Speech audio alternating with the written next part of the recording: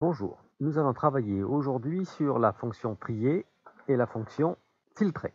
Le cas de figure à partir duquel nous allons travailler, c'est la fourniture d'un fichier Excel complet d'une école, où en fin de compte vous avez l'ensemble des enfants qui y figurent, la classe, leur date de naissance, les parents, le nom des parents, le mobilisé parents. Là, il se trouve, c'est un fichier brut. La première chose que l'on puisse faire, c'est déjà de pouvoir de trier. Et la fonction tri fait que je pourrais trier par les noms par ordre alphabétique.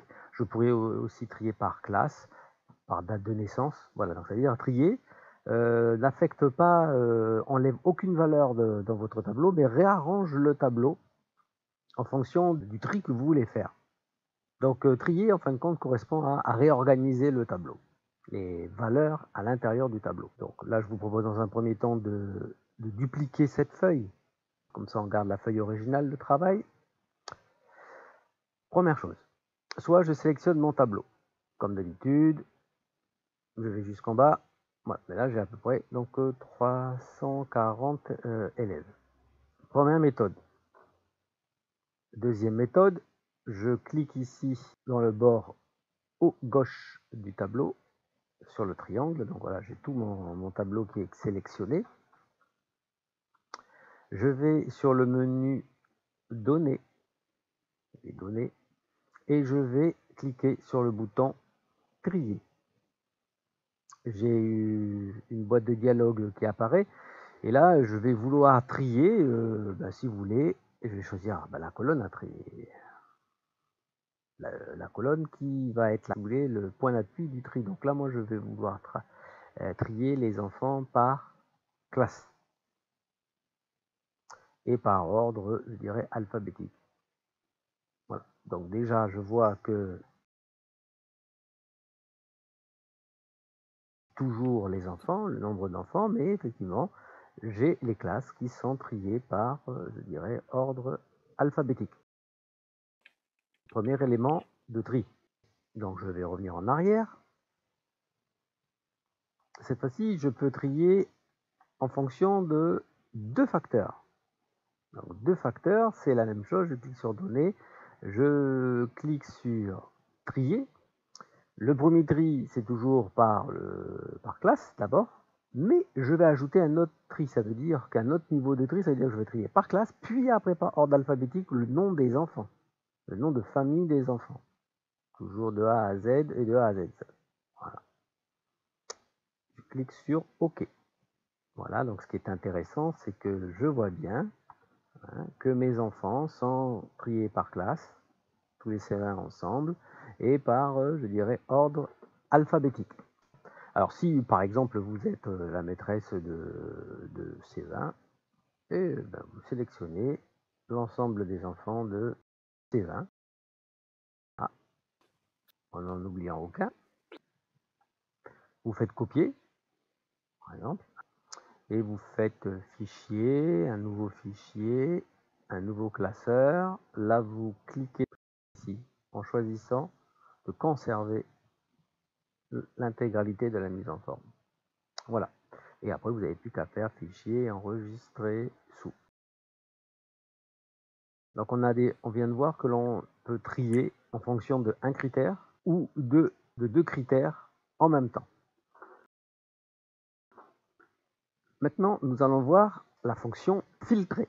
Alors, filtrer, c'est un peu comme trier, sauf qu'en fin de compte, ça ne laisse apparaître à l'écran que ce que vous avez choisi. Alors, toujours pareil, je sélectionne là, je clique sur filtrer.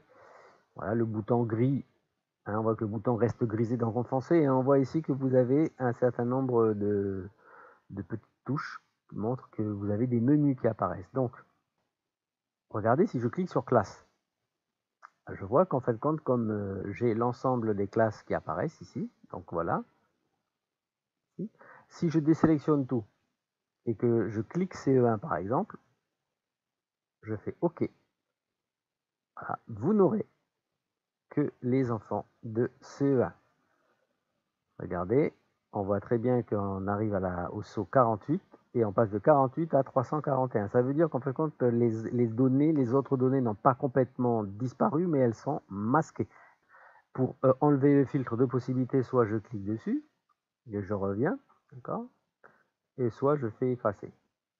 Voilà. Je reclique, cette fois-ci je désélectionne, je veux les enfants de CM1 et de CM2 pour ce qui est du cycle 3, et je fais OK. Voilà, et dès que j'ai l'ensemble des enfants de cycle 3. Si je fais dupliquer, déplacer, copier, je la mets en dernier, vous voyez, ce qui se passe, c'est que j'ai bien de la ligne 1 et je passe à 92. En fait, quand j'ai conservé l'ensemble des données si je fais dupliquer la feuille. Par contre, si cette fois-ci, je fais copier, j'ouvre un nouvel onglet et je fais coller, là, techniquement, vous voyez, 96, on passe bien 1 à 96, 97 en fin de compte. Donc, les autres données, par contre, ont complètement disparu. Donc, faites attention à ce que vous faites. Si vous faites dupliquer, hein, si vous faites, je dirais, dupliquer une feuille, hein, déplacer ou copier une feuille, elle garde l'ensemble des éléments de la feuille. Si vous faites copier-coller dans un autre onglet, une autre feuille, alors là, en fin de compte, vous n'avez que les éléments qui étaient à l'écran uniquement. Je peux trier autrement, ce qui peut être intéressant aussi. Donc je désélectionne tout, je fais OK, je remets l'ensemble des enfants. Hein. Et ce que je fais cette fois-ci, je vais les trier plutôt par date de naissance. Donc je veux faire apparaître uniquement les enfants qui sont nés en 2011 et 2010. Voilà. Et je n'aurai que les enfants en 2011 et en 2010. Nous avons vu à quoi peut servir la fonction tri et la fonction filtrer. Alors pour la fonction trier, donc je vais revenir ici, je recopie, hop, je la mets en dernier, une copie, voilà. Faites attention, si vous triez, par exemple, vous sélectionnez ça, et que vous faites trier de A à Z quand il y a une sélection en cours, voilà ce qui se passe.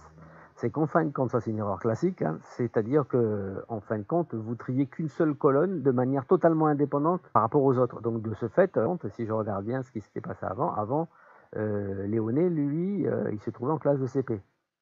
Et si je m'amuse à trier, et je dis OK, comme ça, il se trouve en C20. Donc en fin de compte, vous allez tout ranger par ordre alphabétique, mais uniquement la colonne C, indépendamment des autres colonnes. Ça ne sert pas trop à grand chose. Donc ça, c'est le principal écueil que l'on peut avoir avec la fonction trier.